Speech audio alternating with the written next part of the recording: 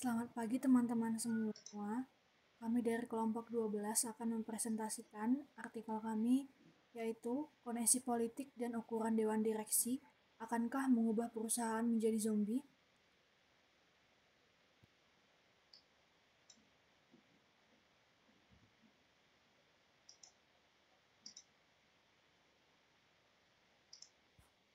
Adapun anggota kelompok kami yaitu saya sendiri Sarah Banurea, Reni Dwi Anggreni, dan Arin Nurrahman.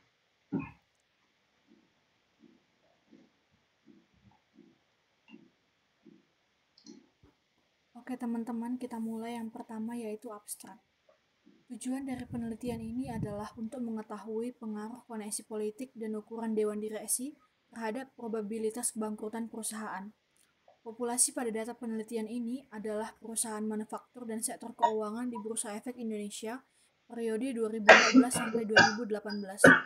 Berdasarkan metode purposive sampling, diperoleh sampel sebanyak 162 perusahaan. Probabilitas kebangkrutan perusahaan diproyeksikan dengan zombie firm yang merupakan variabel dummy. Koneksi politik juga diproyeksikan menggunakan variabel dummy dan ukuran dewan direksi diproyeksikan dengan board size. Penelitian ini menggunakan analisis regresi logistik. Hasil penelitian menunjukkan bahwa ukuran dewan direksi perusahaan mengurangi probabilitas kebangkrutan perusahaan dan koneksi politik perusahaan tidak berpengaruh secara signifikan.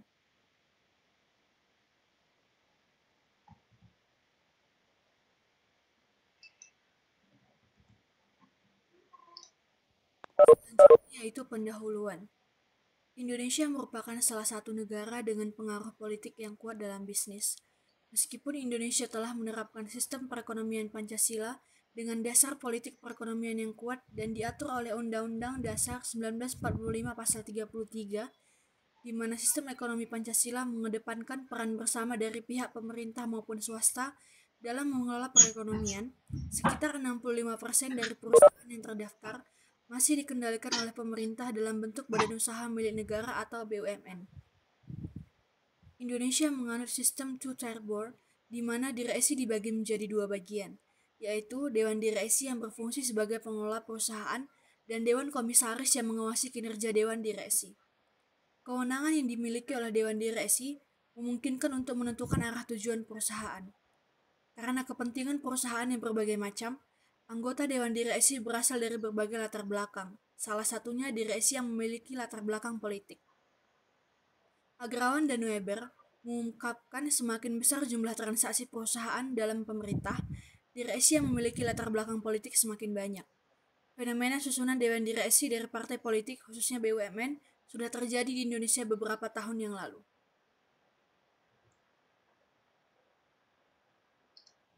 Selanjutnya yaitu research gap. Yang pertama, pada tahun 2014, adanya koneksi politik perusahaan yang terjadi pasca pemilu Presiden dan Wakil Presiden Republik Indonesia. Bersumber dari laman berita nasional detiknews.com pada tahun 2017, Joko Widodo dan Yusuf Kala yang memenangkan pemilu saat itu mengangkat 21 relawannya menjadi komisaris di perusahaan BUMN. Yang kedua, seperti yang terjadi pasca pemilu Presiden dan Wakil Presiden Republik Indonesia 2019. Bersumber dari laman berita nasional tribunnews.com, CSA Research Institute menyampaikan adanya reaksi negatif oleh investor ketika salah satu calon wakil presiden atau Sandiaga Uno kalah dalam pencalonannya di Pilpres 2019. Reaksi ini terlihat pada PT Saragosa Investama Sedaya yang mengalami penurunan tren harga sahamnya saat hasil quick count menunjukkan kekalahan Sandiaga Uno pada Pilpres 2019. Hal ini menunjukkan adanya respon negatif pasar terhadap isu politik. Bersumber dari laman berita nasional detiknews.com pada tahun 2016, jajaran direksi PDAM Delta Tirta Sidoarjo, mulai dari Direktur Utama, Direktur Administrasi dan Keuangan, Direktur Pelayanan, dan Direktur Operasional diganti karena hasil evaluasi kinerja yang buruk, yakni pembayaran tunggakan listrik senilai 1,4 miliar kepada PLN, tidak adanya realisasi anggaran sejak Januari, dan PDAM belum menyerahkan laporan keuangan tahun 2015. Hal ini menunjukkan bahwa susunan direksi yang tidak baik dapat menurunkan kinerja perusahaan dan meningkatkan probabilitas perusahaan mengalami kebangkrutan. Hal ini juga diperkuat oleh hasil penelitian dari Oskan yang mengungkapkan bahwa ukuran dewan direksi dapat menyebabkan perusahaan mengalami kebangkrutan karena kemungkinan perbedaan spesifikasi tata kelola perusahaan yang sangat kompleks.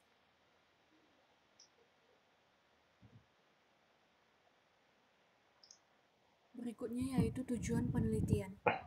Penelitian ini bertujuan untuk mengetahui pengaruh koneksi politik dan ukuran dewan direksi terhadap probabilitas perusahaan menjadi bangkrut pada perusahaan manufaktur dan sektor keuangan yang terdaftar di Bursa Efek Indonesia periode 2014 sampai 2018. Berdasarkan uraian di atas, peneliti bermaksud untuk meneliti yang pertama, pengaruh koneksi politik terhadap kinerja perusahaan.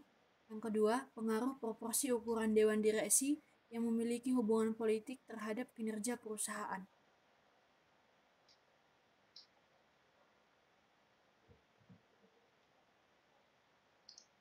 Selanjutnya yaitu alasan pemilihan sampel. Sampel penelitian ini berjumlah sebanyak 162 perusahaan, sektor manufaktur dan keuangan. Alasan kami memilih perusahaan manufaktur dan keuangan dikarenakan dua sektor ini merupakan perusahaan dengan jenis usaha yang berkembang pesat dan memiliki ruang lingkup yang sangat besar atau yang paling banyak terdaftar di Bursa Efek Indonesia, sehingga dapat mewakili dari keseluruhan emiten yang terdaftar di Bursa Efek Indonesia.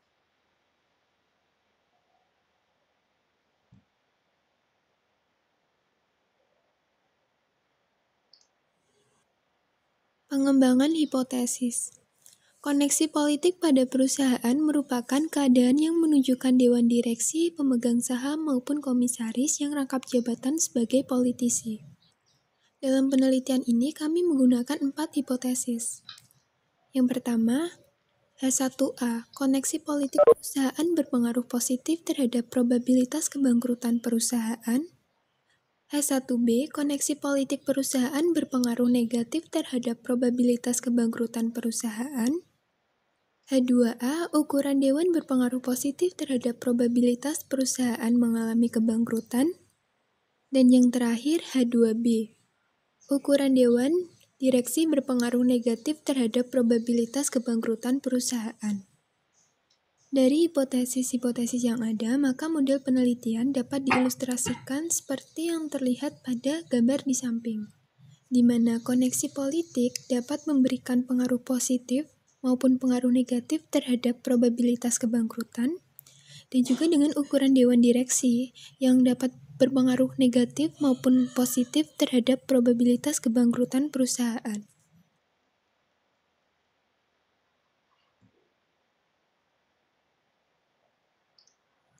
Selanjutnya, metode penelitian. Jenis penelitian yang dilakukan adalah penelitian penjelasan atau explanatory research. Penelitian ini memberikan penjelasan hubungan antara variabel bebas, yaitu koneksi politik, dan ukuran dewan direksi terhadap probabilitas kebangkrutan perusahaan sebagai variabel terikat. Desain penelitian yang digunakan ialah studi kausalitas. Hubungan sebab akibat pada variabel dapat diprediksi oleh peneliti sehingga penelitian dapat menyatakan klasifikasi variabel penyebab, yaitu koneksi politik dan ukuran dewan direksi terhadap variabel terikat, yaitu probabilitas kebangkrutan perusahaan. Sehingga diperoleh populasi untuk penelitian ini adalah 219 perusahaan manufaktur dan keuangan yang tercatat di Bursa Efek Indonesia periode 2014 sampai 2018. Pengambilan waktu tersebut dilakukan guna melihat konsistensi hasil penelitian dari tahun ke tahun.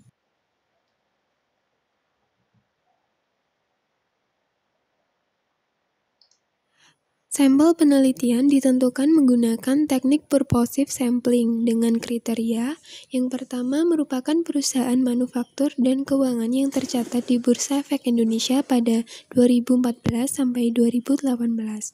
Yang kedua, tidak mengalami delisting atau penghapusan pencatatan saham di BEI. Dan yang ketiga, menyampaikan laporan keuangan di Bursa Efek Indonesia. Alasan pemilihan sampel dengan kriteria tersebut adalah untuk menghindari bias yang disebabkan oleh adanya perbedaan yang ekstrim, sehingga diperoleh data sejumlah 162 perusahaan yang terlihat pada tabel di samping. di mana total keseluruhan perusahaan manufaktur dan keuangan yang tercatat di BEI pada tahun 2014 sampai tahun 2018 sebanyak 219 perusahaan. Dikurangi dengan 16 perusahaan di sektor manufaktur dan keuangan yang mengalami delisting selama periode tersebut, dan juga 41 perusahaan di sektor manufaktur dan keuangan yang tidak menyampaikan atau laporan keuangan tidak lengkap selama periode tersebut. Sehingga diperoleh total sampel dalam penelitian ini sejumlah 162 perusahaan di sektor manufaktur dan keuangan selama periode 5 tahun.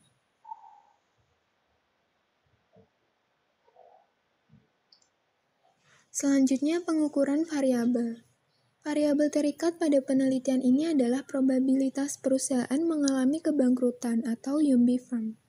Variabel zombie firm diukur dengan menggunakan proksi ROA. Proksi ini didasarkan oleh penelitian dari He dan Yu tahun 2018 yang berpendapat bahwa zombie firm merupakan perusahaan dengan ROA di bawah median industri. Zombie firm dalam penelitian ini dinyatakan dalam variabel dummy, nominal 1 untuk perusahaan yang tergolong zombie firm dan nominal 0 untuk perusahaan yang tidak tergolong zombie firm. Yang kedua, variabel bebas dalam penelitian ini adalah koneksi politik dan ukuran dewan direksi. Perusahaan dikategorikan mempunyai koneksi politik apabila salah satu dari pimpinan perusahaan, pemegang saham, atau saudara mereka pernah atau sedang menjabat sebagai pejabat negara, parlemen, menteri, atau berhubungan erat dengan politisi atau partai politik. Koneksi politik pada perusahaan juga diukur menggunakan variabel dummy, bernilai 1 apabila memenuhi kriteria dan 0 jika tidak. Ukuran dewan direksi diproksikan dengan ukuran dewan atau board size. Menurut Putra dan Dewanyanto tahun 2019, di Indonesia anggota dari board size adalah direksi dan komisaris perusahaan. Atau dalam hal ini, board size adalah jumlah anggota dewan direksi dan komisaris. Sehingga diperoleh model persamaan pada penelitian seperti yang terlihat pada persamaan di samping. Y sebagai probabilitas perusahaan mengalami kebangkrutan sama dengan E atau fungsi eksponen dikalikan dengan alfa ditambah beta 1 dikalikan dengan PC atau koneksi politik, kemudian ditambah dengan beta 2 dikalikan B size atau board size, lalu dibagi dengan 1 ditambah eksponen dikalikan alfa ditambah beta 1 dikalikan PC ditambah beta 2 dikalikan dengan B size.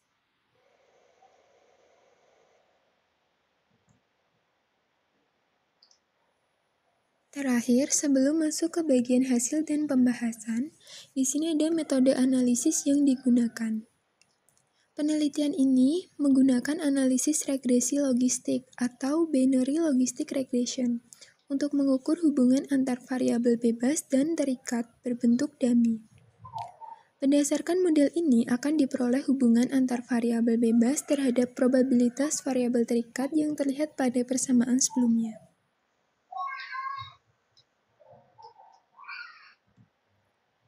Oke, teman-teman semuanya, kita akan masuk di hasil dan pembahasan.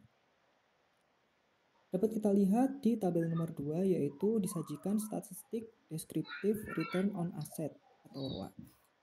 Pada tabel ini dijelaskan bahwa pengamatan awal secara keseluruhan itu sebanyak 810 pengamatan dengan rincian sebanyak 510 pengamatan pada perusahaan manufaktur dan 300 untuk perusahaan sektor keuangan.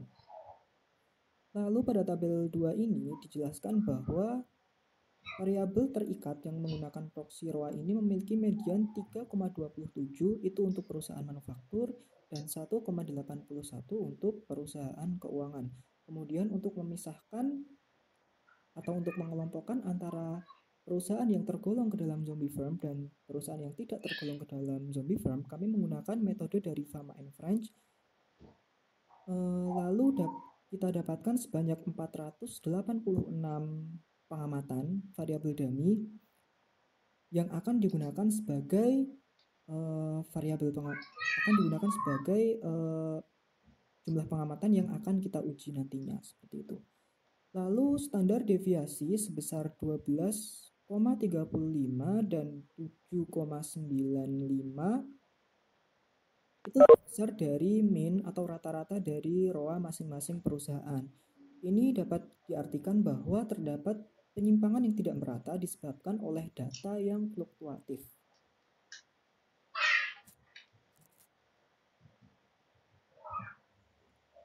Nah, kemudian untuk tabel nomor 3 ini dapat kita lihat statistik deskriptif variabel koneksi politik ya teman-teman. Nah, setelah kita dapatkan hasil dari perhitungan dengan metode Fama and French, dapat kita lihat hasilnya sebagai berikut ya. Untuk perusahaan yang tergolong sebagai zombie firm itu perusahaan manufaktur terkoneksi sebesar 14,38%, sedangkan perusahaan keuangan itu terkoneksi sebesar 2,22%. Sedangkan untuk perusahaan yang tidak tergolong sebagai zombie firm itu untuk perusahaan manufaktur sebesar 17%, lalu untuk perusahaan keuangan sebesar 13,33%. Jumlah pengamatan yang terkoneksi adalah sebanyak 62. Kemudian dari hasil ini dapat kita lihat bahwasannya perusahaan yang bukan tergolong sebagai zombie firm itu memiliki koneksi politik yang lebih banyak ya teman-teman semua. Jadi dapat kita prediksikan bahwasannya perusahaan manufaktur dan keuangan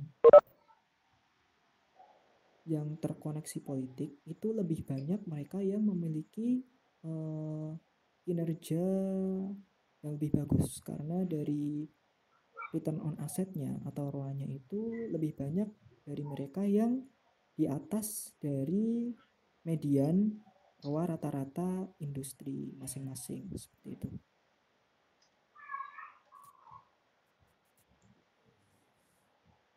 Lalu selanjutnya kita lihat tabel 4, itu statistik deskriptif yang menggambarkan variabel ukuran dewan direksi yang diproyeksikan oleh board size ya teman-teman. Bisa kita lihat bahwasannya pada tabel 4 ini rata-rata ukuran dewan direksi pada perusahaan manufaktur itu sebesar 9. Lalu untuk perusahaan keuangan sebesar 8. Sedangkan nilai standar deviasi board size pada kedua perusahaan ini bernilai lebih kecil dari rata-ratanya ya atau minnya. Kita lihat, nah standar deviasinya itu lebih kecil sehingga dapat kita katakan bahwa meskipun terdapat variabel yang terseleksi akibat penggunaan metode Fama ini, variabel board size tetap tersebar secara merata seperti itu. Nah, kemudian teman-teman semuanya untuk mengetahui ada dan tidaknya pengaruh dari variabel bebas terhadap variabel terikat dalam regresi logistik, kita dapat membandingkan nilai signifikasinya atau p-value dengan melihat tabel omnibus test yang akan dijelaskan di tabel 5.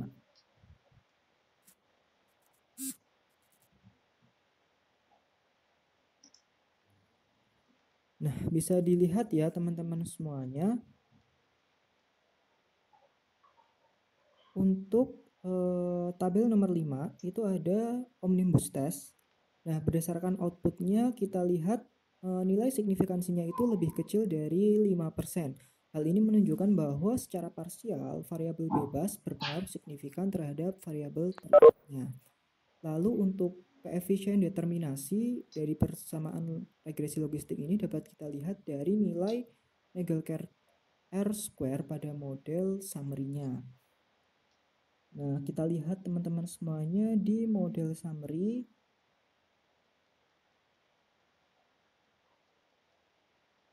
Pada tabel 6 kita lihat bahwa berdasarkan output model summary-nya nilai Nagelkerk R-square sebesar 0,032. Nilainya memang sangat kecil teman-teman, jadi artinya variabel bebas di penelitian ini itu dapat menjelaskan pengaruh sebesar 3,2% terhadap variabel terikat, sementara sisanya dipengaruhi oleh variabel lain. Jadi karena ini pengaruhnya hanya 3%, mungkin nanti akan kita lihat bahwa pada persamaan regresinya itu mungkin juga angkanya akan sangat kecil ya teman-teman. Lalu untuk mengukur kelayakan model regresi logistik yang kita buat, kita juga melakukan uji goodness of fit yang diinterpretasikan melalui tabel Hosmer and Lemeshow test yang membandingkan nilai chi-square tabel dan chi-square hitung beserta dengan signifikansinya. Pada tabel 7 bisa kita lihat teman-teman semuanya bahwa nilai chi-square hitung itu sebesar 14,067. Nah, nilai chi-square pada tabel ini adalah 12,817. Itu lebih kecil dari nilai chi-square hitungnya ya teman-teman.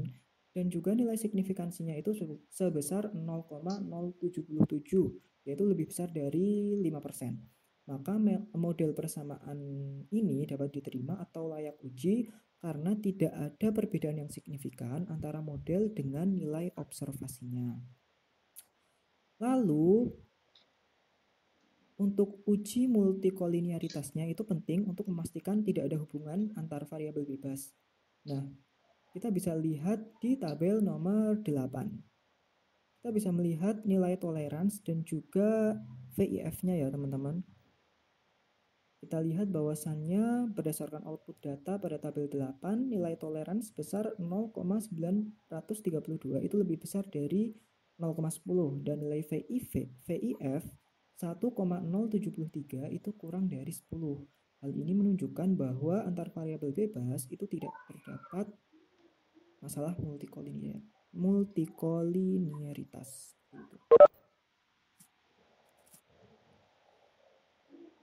Kemudian kita masuk di output hasil analisis regresi logistiknya ya teman-teman. Bisa kita lihat di tabel nomor 9 ini terdapat tiga pengujian ya teman-teman. Yang pertama itu untuk variabel political connection, lalu yang kedua itu board size, lalu yang ketiga secara bersama-sama variabel political connection dan board size. Nah, berdasarkan tabel ini dapat kita lihat bahwa output data menunjukkan bahwa variabel political connection itu bernilai signifikan 10% pada persamaan 1, namun tidak signifikan pada persamaan ketiga. Sementara variabel ukuran dewan direksi yang diproksikan dengan board size itu signifikan pada persamaan nomor 2 dan 3. Nah, dari sini dapat kita katakan bahwa variabel koneksi politik ini dinilai tidak berpengaruh terhadap probabilitas kebangkrutan perusahaan, sehingga hipotesis pertama baik A dan B itu ditolak semuanya ya teman-teman. Lalu untuk board size itu memiliki koefisien sebesar negatif 0,077 yang menunjukkan bahwa variabel ukuran dewan direksi ini berhubungan negatif terhadap probabilitas kebangkrutan perusahaan, sehingga hipotesis 2B itu diterima. Nah, oleh karena itu persamaan regresinya dapat diilustrasikan sebagai berikut.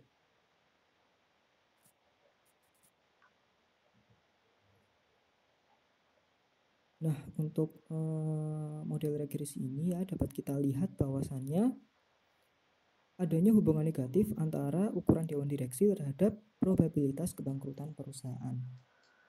Maka dapat kita katakan bahwa perusahaan sektor manufaktur dan sektor keuangan yang tercatat di Bursa Efek Indonesia pada tahun 2014 sampai 2018 yang memiliki ukuran dewan direksi besar itu rata-rata memiliki kinerja yang lebih bagus dibandingkan perusahaan yang memiliki ukuran dewan direksi yang kecil. Sehingga semakin besar ukuran dewan direksi perusahaan akan semakin mengurangi probabilitas perusahaan tersebut mengalami kebangkrutan. Sementara untuk variabel koneksi politik sendiri itu tidak dapat mengukur probabilitas perusahaan mengalami kebangkrutan. Kenapa? Karena setelah kita lihat datanya, kita amati datanya, bahwa antara perusahaan terkoneksi politik yang termasuk ke dalam zombie firm dan perusahaan terkoneksi politik yang tidak termasuk ke dalam zombie firm itu ternyata memiliki jumlah yang hampir sama ya teman-teman, dengan selisih kurang lebih hanya 5% saja. Sedangkan ketika kita bandingkan dengan perusahaan yang tidak terkoneksi politik dan tidak tergolong sebagai zombie farm itu jumlahnya jauh lebih banyak, bahkan presentasenya itu mencapai kurang lebih 87% ya teman-teman dari total keseluruhan datanya. Sehingga dengan jumlah sedemikian rupa akan sulit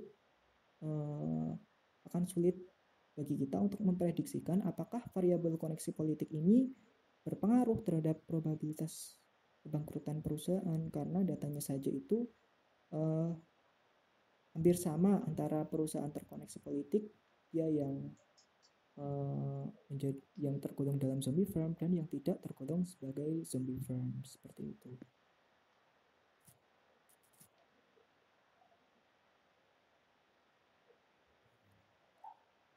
Kemudian untuk kesimpulan ya teman-teman semuanya, setelah berdasarkan hasil dan juga pembahasan tadi, dapat kita simpulkan bahwasannya dalam penelitian ini dihasilkan semakin besar ukuran dewan direksi perusahaan itu dapat mengurangi probabilitas perusahaan mengalami kebangkrutan pada perusahaan manufaktur dan keuangan yang tercatat di BEI. Lalu untuk variabel koneksi politik itu tidak berpengaruh terhadap probabilitas perusahaan mengalami kebangkrutan. Jadi baik buruknya kinerja perusahaan belum dapat dinilai dari adanya koneksi politik yang ada di dalam perusahaan tersebut. Lalu untuk keterbatasan dalam penelitian ini adalah kurang transparansinya perusahaan yang memiliki koneksi politik, sehingga kami dari tim peneliti itu mengalami kendala untuk mendapatkan data perusahaan yang terhubung secara politis. Selain itu, sebenarnya terdapat metode yang lebih akurat untuk mengukur zombie firm itu dengan metode CHK ya teman-teman. Namun kami dari tim peneliti belum dapat menerapkan metode ini dikarenakan keterbatasan data dan juga pada laporan keuangan perusahaan yang dapat kita akses seperti itu.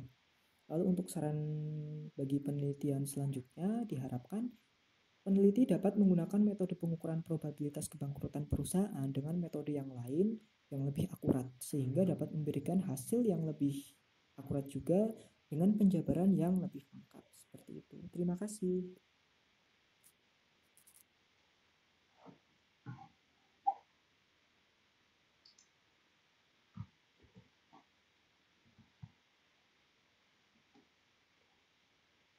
Ya, ada pertanyaan?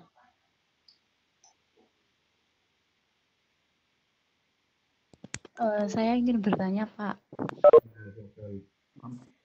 Ya, tadi kan di bagian hipotesis itu dijelaskan yang adanya hubungan negatif. Apakah di hipotesis itu boleh memakai seperti itu di awal? Terus kemudian tadi dijelaskan pada penelitiannya Mas Ari itu dia memakai sektor keuangan dan manufaktur. Apakah koneksi politik tersebut tuh bisa diterapkan untuk kedua sektor yang berbeda? Maksudnya tuh disamakan gitu loh Pak. Apa seharusnya dibandingkan antara kedua sektor tersebut? Terima kasih. Oh ya. Jadi pertanyaan pertama, hubungan negatif. Yang mana? Yang di hipotesis. Ya itu. Yang H1B sama H2B. Apakah boleh diletakkan di pengembangan hipotesis? Oh ya, ini kenapa seperti ini? Silahkan dijawab. Oh iya Pak, yang pertama karena pada riset-riset yang kemarin tuh kalau tidak salah saya melihat ada waktu review artikel dulu itu ya Pak, itu ada artikel yang menuliskan hipotesis seperti itu Pak. Jadi kami juga istilahnya kayak melakukan itu juga di penelitian pada ini Pak, riset yang ini seperti itu. Terus dasar selain itu, dasarnya apa lagi? Selain itu karena saya berpikirnya bahwa koneksi politik ini kan satu variabel ya Pak ya. Jadi ketika terdapat kami memprediksikan adanya hubungan positif dan negatif itu, makanya kami gunakan H1A dan H1B karena itu masih dalam satu variabel saja. Sedangkan kalau di riset-riset yang lain itu kan memang satu variabel itu menjelaskan satu saja, tetapi di sini kami menjelaskan bahwa satu variabel itu bisa memiliki dua hubungan. Ya, jadi kalau dari penelitian artikel yang dibahas, yang dimaksud itu kan yang penelitian perbankan itu kan, commercial bank sama saving bank. Nah, kalau kita ingat lagi sebenarnya penyajian pernyataan hipotesisnya itu bukan secara harafiah seperti yang ditampilkan kelompok 12 ya. Kalau 12 kan secara tertulis ngomong positif dan negatif gitu kan. Nah, kalau di artikel yang kita bahas itu hipotesisnya itu berbicaranya adalah H1 substitut teori terbukti, H2 kan dia ada dua teori kan, substitut teori dan apa itu satunya, teori A dan teori B katakanlah ya, saya lupa namanya. Nah, si peneliti di artikel yang terdahulu itu kan menjabarkan bahwa dia ingin mengamati perilaku pembagian dividen dari commercial bank dan saving bank. Kemudian dia ingin mengetahui perilaku yang teori mana yang terjadi dari perilaku yang dilakukan oleh si pengambil keputusannya, apakah si teori A atau teori B. Ya. Nah, pada saat teori A itu terbukti atau teori A itu terbukti apabila variabel X ke Y-nya itu positif. Teori B itu terbukti kalau variabel X ke Y-nya itu negatif. Nah, kalau di artikel yang terdahulu seperti itu. Jadi fokusnya atau dasarnya adalah pada teorinya. Jadi dia punya dua teori yang ingin diuji. Ya, pengembangan hipotesisnya itu bunyinya pada teorinya. Ya. Makanya tadi saya tanya ini dasarnya apa? Karena kalau penjabarannya seperti ini penjabaran yang nggak lazim ya. Yang nggak lazim. Kecuali ada dasar teorinya. Ada dua teori yang bertentangan, terus yang ingin kalian perbandingkan, yang ingin kalian benturkan gitu. Nggak masalah. Dan itu pun jadinya cuma H1 gitu. Ya. Tapi kalau ditulisnya seperti ini kesannya, ya kesannya pertama tidak sesuai dengan kelaziman penulisan pengembangan hipotesis ya, pada umumnya. Dan yang kedua, ini kesannya si peneliti nggak punya pijakan yang kuat gitu. Karena kalau gini kan, kalau kita bacanya H1A, H1B positif negatif kan, ini kan berarti nggak ada research gap dong kan kayak gitu. Ya.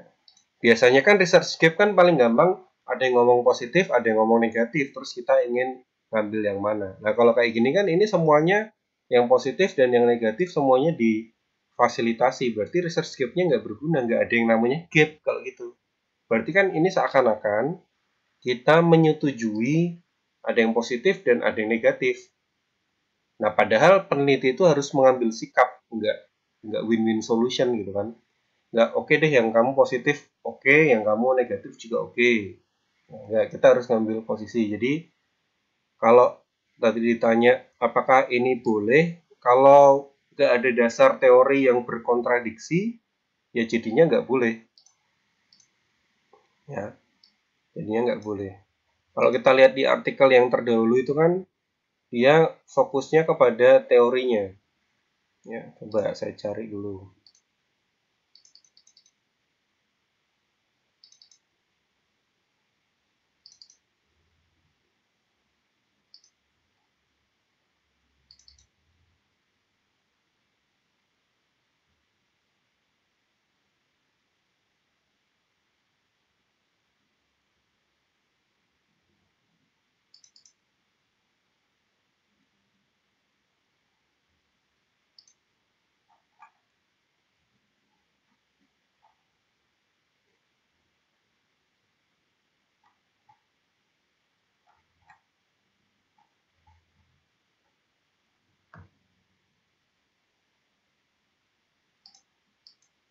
Ya.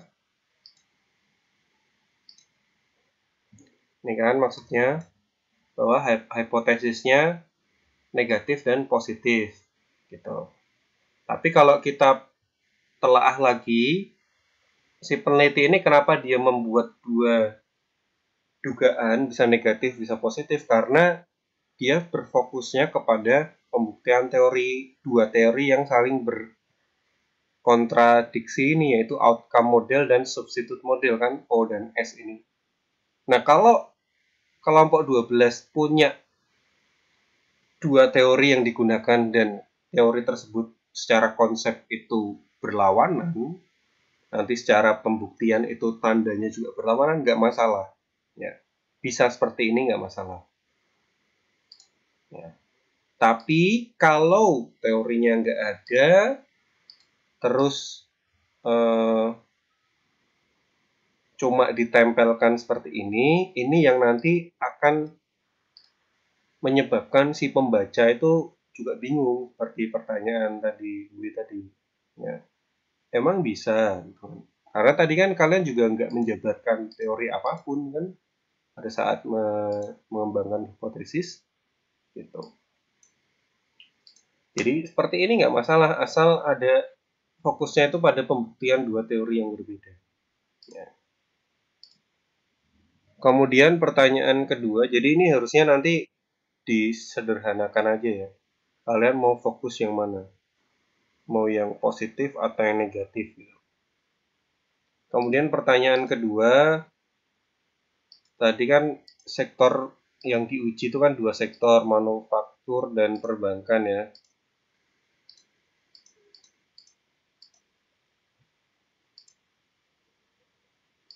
Kemudian pertanyaannya Dwi adalah, kalau dilihat dari hipotesisnya aja, berarti kita bisa menyimpulkan bahwa dua perusahaan ini dicampur gitu. Ya kan? Karena kalau nggak dicampur kan biasanya ada dua hipotesis, misal koneksi politik akan berpengaruh positif, akan lebih kuat terhadap probabilitas pada sektor perbankan daripada manufaktur, biasanya misal seperti itu. Atau koneksi politik lebih kuat mempengaruhi profitabilitas di perusahaan manufaktur daripada perbankan, biasanya kan seperti itu. Artinya dua sektor yang dipilih ini dipisah. Ya. Nah, pertanyaan si Dwi tadi, kenapa di dalam penelitian ini pada saat kalian udah memilih dua sektor, itu ujung-ujungnya ternyata tidak dibandingkan tapi digabung saja. Nah, kalau gitu kan urgensinya atau pentingnya kalian ngambil dua sektor itu apa? Kenapa nggak 3 sektor? Kenapa nggak 4 sektor? Kenapa 2 sektor? Dan terus ternyata pada saat pengujiannya itu sampelnya digabung. Kalau tujuannya itu untuk supaya sampelnya lebih banyak, Pak, kalau perbankan atau industri keuangan terlalu sedikit. Nah, kalau gitu, kenapa nggak semua sektor aja? Kenapa cuma ditambahi manufaktur? Gitu. Ya, itu pertanyaannya. Jawabannya apa? Alasannya apa? Eh, sama Pak, seperti yang tadi diprediksikan Pak Brantas, itu kalau kita mengambilnya hanya keuangan saja, itu kan sepertinya terlalu sedikit ya Pak untuk merepresentasikan semuanya. Makanya karena kami itu berpandangannya itu mungkin ingin lebih luas, jadi kami menggunakan sektor manufaktur dan keuangan yang istilahnya itu banyak di banyak terdaftar di BEI dan juga kinerjanya eh, secara secara konsisten itu banyak yang bagus seperti itu. Nah, kalau kayak gitu kenapa nggak manufaktur aja? Manufaktur kan udah banyak. Kan? Maksudnya kalau penjelasannya itu cuma biar lebih banyak, itu masih sangat kurang penjelasannya ya. Misal kalian mau perbankan aja atau keuangan aja, katakanlah sampelnya sedikit, itu tuh bukan masalah ya sebenarnya. Kan bisa diperpanjang tahunnya, kan bisa. Jadi observasinya banyak. Kan minimal sedikit itu kan minimal 30. Jadi kalau observasinya bisa diperpanjang tahunnya dan lebih dari 30 kan nggak masalah.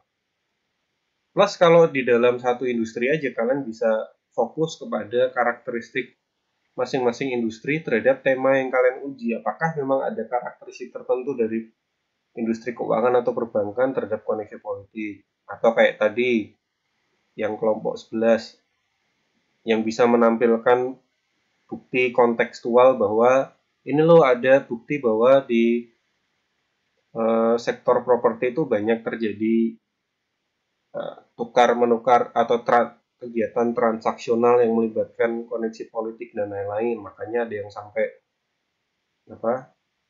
bupatinya kena dan lain-lain. Itu malah lebih kuat kan pada saat kalian fokus pada satu hal saja, satu industri saja, tapi ada diberikan dukungan-dukungan, bukti-bukti kontekstual, bukti-bukti di dunia nyata bahwa memang fenomena di dunia nyatanya itu mendukung adanya pengaruh kondisi politik terhadap benefit yang diberikan terhadap masing-masing perusahaan. Nah, kalau kalian melebar menjadi dua industri ini malah jadi bingung. Kalau cuma tujuannya memperbanyak sih, mending nggak usah ya, maksudnya sangat mending dihindari kayak gitu. Jadi saya juga nggak pertama kali ini menyaksikan seperti ini. Jadi dulu juga pernah waktu saya ikut conference ada ya dosen selevel dosen pun masih ada yang kurang kuat alasannya. Waktu itu dia nguji apa gitu, pokoknya datanya di Indonesia dan Malaysia. Kemudian saya tanya alasannya apa? Alasannya ya dibandingkan juga enggak. Nah cuma biar datanya banyak aja gitu. Kan alasannya nggak urgent gitu loh kalau misal tujuannya itu untuk memperbanyak data kan bisa kita panjangkan time seriesnya datanya jadi lebih banyak ya. Jadi sebenarnya mending pilih satu sektor tapi dikasih penjelasan yang sangat kuat atau semuanya sekalian, semua emiten sekalian.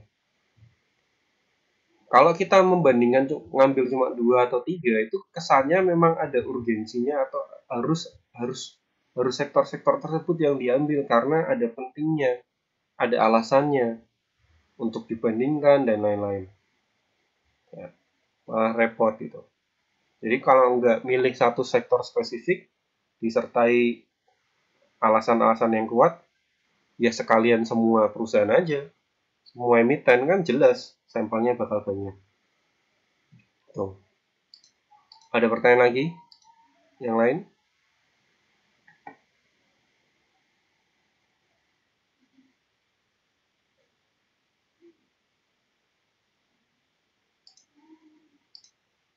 Ini modelnya model apa sih? Model ini tuh? Saya baru pertama kali lihat. Model regresi. Iya Pak, itu jadi kalau saya searching di YouTube dan di literatur tertentu, kalau menguji regresi logistik itu penjabaran lebih rincinya seperti itu Pak. Jadi menggunakan fungsi eksponen untuk menjelaskan probabilitas.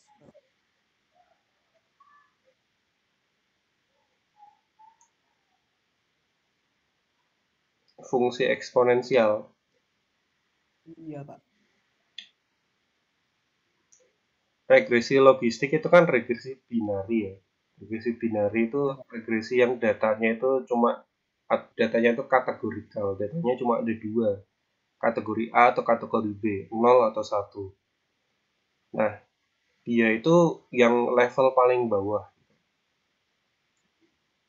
Kemampuan dia untuk menjabarkan atau memberikan kesimpulan itu paling rendah karena kita cuma bisa ngomong bahwa ini lebih tinggi atau lebih rendah atau probabilitasnya lebih tinggi atau lebih rendah. Ya. Ya.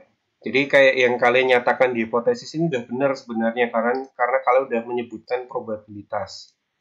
Jadi pada saat variabel y-nya itu adalah dummy, maka pernyataan hipotesisnya dalam diberikan kata-kata probabilitas itu udah benar. Nah, di atasnya probabilitas itu ada yang namanya hubungan linier. Jadi nggak cuma probabilitas, tapi kita bisa membaca tren.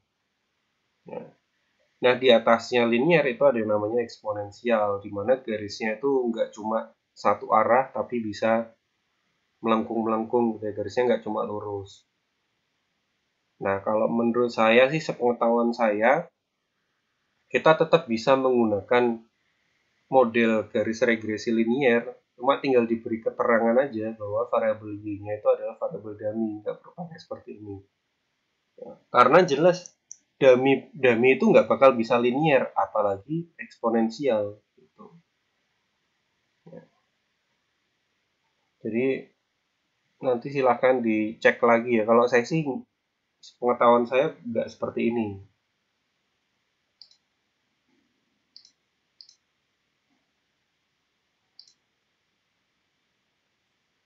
Kemudian caranya mengidentifikasi perusahaan zombinya gimana? Ada di papernya sih Pak. Kalau di PPT-nya mungkin belum dijelaskan secara jelas.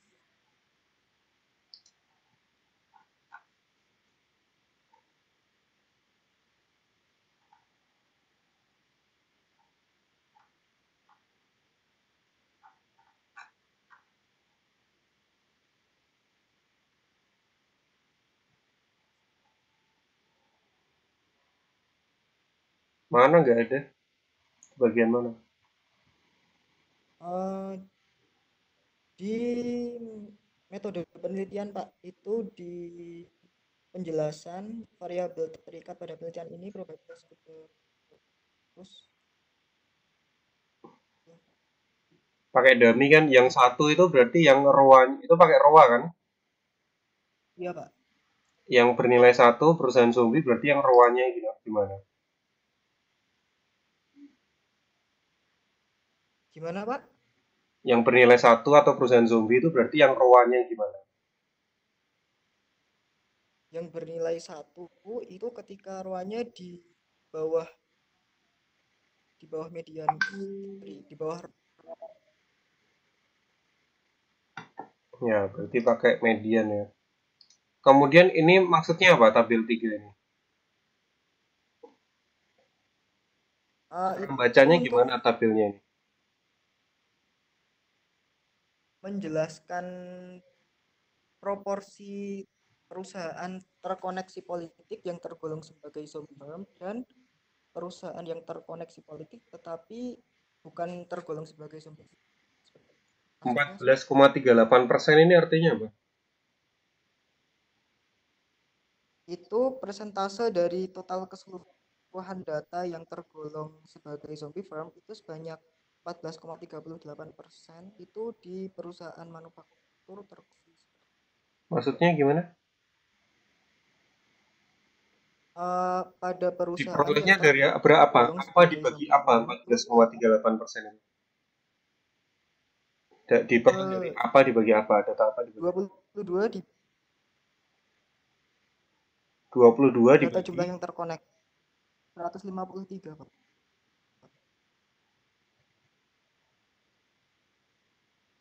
berarti itu kan perusahaan manufaktur yang punya koneksi politik, gitu kan?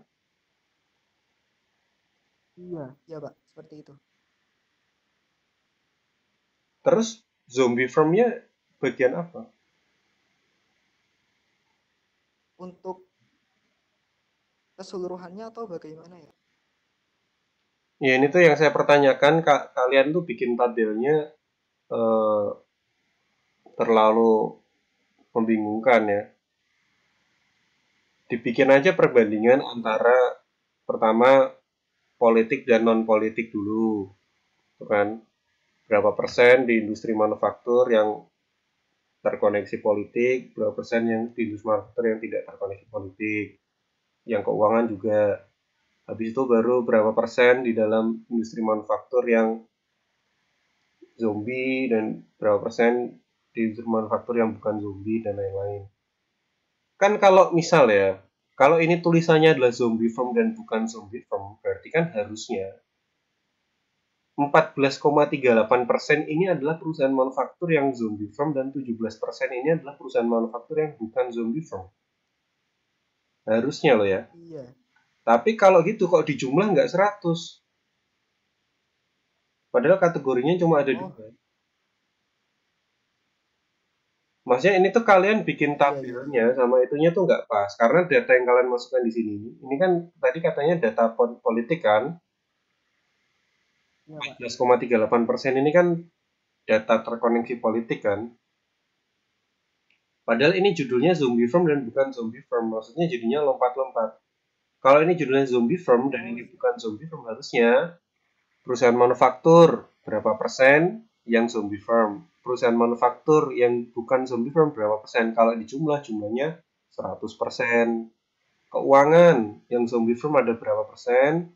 Keuangan yang bukan zombie firm ada berapa persen. Kalau di jumlah ada 100% kayak gitu. Karena ini judulnya zombie firm dan bukan zombie firm.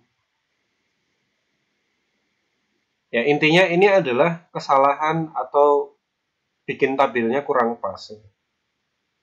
Jadi nanti silahkan dikulik lagi gimana bikin tabelnya biar pas.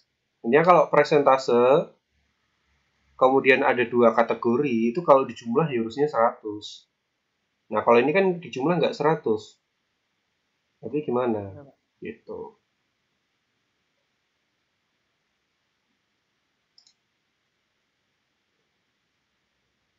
Kemudian sebenarnya belum sampai pertanyaan kan apa pentingnya memasukkan ukuran dewan direksi sama koneksi politik ini? Karena di purposive samplingnya itu kan kami pakainya itu Pak, dewan direksi sama dewan komisaris yang terkoneksi. Terus kenapa Kriteria koneksi politiknya. Kenapa kalian masukkan di dalam model kalian ada variabel X2 yaitu board size? Karena ketika yang pertama itu kan saya waktu itu mencoba meniru persis ya Pak ya. Jadi menggunakan variabel kontrol dengan berbagai sudut pandang baik profitabilitas, lalu ukuran perusahaan dan sebagainya sebagai variabel kontrol ya Pak. Itu ketika kita uji ternyata semuanya tidak signifikan seperti itu Pak. Lalu jadi kami mencoba untuk memasukkan salah satunya sebagai variabel yang pentingnya seperti itu. Ya, intinya sih Dan harusnya kalau dari awal tuh ini loh, misal di sini nih pengembangan hipotesis. Ya ini tuh kayaknya nggak ada hubungannya antara koneksi politik dengan ukuran dewan ya.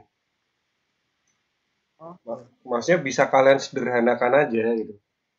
Cuma satu gitu, koneksi politik terhadap probabilitas kebangkrutan itu nggak masalah daripada ditambahi variabel ukuran dewan direksi yang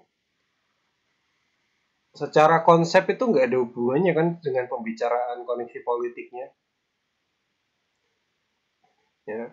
iya secara konsep belum ada. Nah iya makanya disederhanakan aja nanti daripada ini membebani kalian kan. Kan nggak ada alasan juga tadi kenapa kok tiba-tiba muncul dewan direksi gitu. Mending kayak tadi kelompok 11 itu cuma pakai satu hipotesis saja, masalah.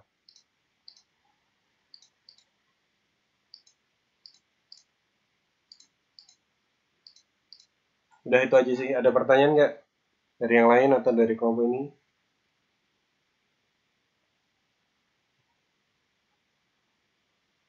Udah sih Pak.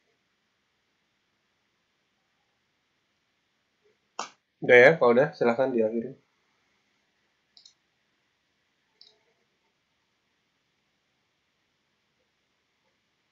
Terima kasih untuk masukan dari teman-teman maupun dari Pak Brantas selaku pembimbing mata kuliah riset. Semoga bisa menjadikan masukan bagi kami agar bisa menyusun penelitian yang lebih baik. Terima kasih.